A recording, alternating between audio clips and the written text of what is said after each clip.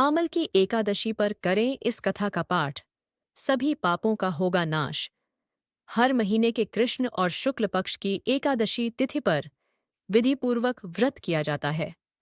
इस तिथि को भगवान विष्णु को प्रसन्न करने के लिए शुभ माना जाता है। फाल्गुन माह के शुक्ल पक्ष की एकादशी पर आमल की एकादशी व्रत किया जाता है। इस दिन व्रत कथा का पाठ जरूर करना चाहिए। मान्यता है कि इससे साधक को श्रीहरि की कृपा प्राप्त होती है। को आमल की एकादशी व्रत किया जा रहा है। इस दिन भगवान विष्णु और मां लक्ष्मी के संग अर्चनीय करने का विधान है। साथ ही अन्न और धन का दान करना चाहिए। धार्मिक मान्यता है कि सच्चे मन से आमल की एकादशी व्रत को करने से सुख समृद्धि में वृद्धि होती है। इस दिन पूजा के समय आमल की एकादशी व्रत कथा का पाठ करना चाहिए। मान्यता है कि कथा का पाठ करने से एकादशी व्रत सफल होता है और साधक के सभी पापों का नाश होता है। इसलिए आमल की एकादशी पर व्रत कथा का पाठ करना चाहिए। आइए सुनते हैं आमल की एकादशी की व्रत कथा। पौराणिक कथा के अनुसार वैदिक नामक एक नगर में चंद्रवंशी राजा राज्य करते थे। नगर में लोग श्रीहरि के भक्त थे और सभी विधिपूर्वक एकादशी का व्रत किया करते थे।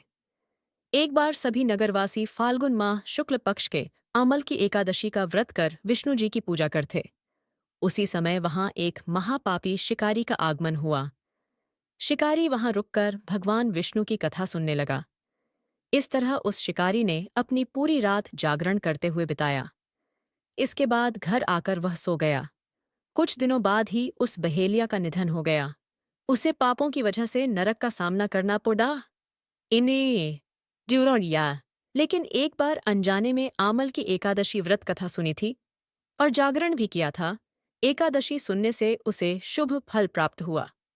उसने राजा विदुरथ के घर जन्म लिया और उसका नाम वसुरथ रखा गया। एक दिन वसुरथ जंगल में भटक गया और एक पेड़ के नीचे सो गया। उस पर कुछ डाकुओं ने हमला कर दिया, लेकिन उनके अस्त्र शस्त्र का राजा पर कोई असर नहीं हुआ और राजा सोते रहे। एक बार जब नगर के राजा की नींद खुली तो उसने देखा कि कुछ लोग जमीन पर मृत पड़े हुए हैं। ऐसा देख राजा समझ गए कि वह उसे मारने आए थे। इसी दौरान आकाशवाणी हुई कि जगत के पालनहार भगवान विष्णु ने तेरी जान बचाई है।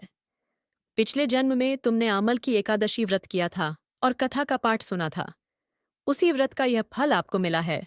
वीडियो अच्छा लगे तो लाइक शेयर सब्सक्राइब जरूर करें। धन्यवाद।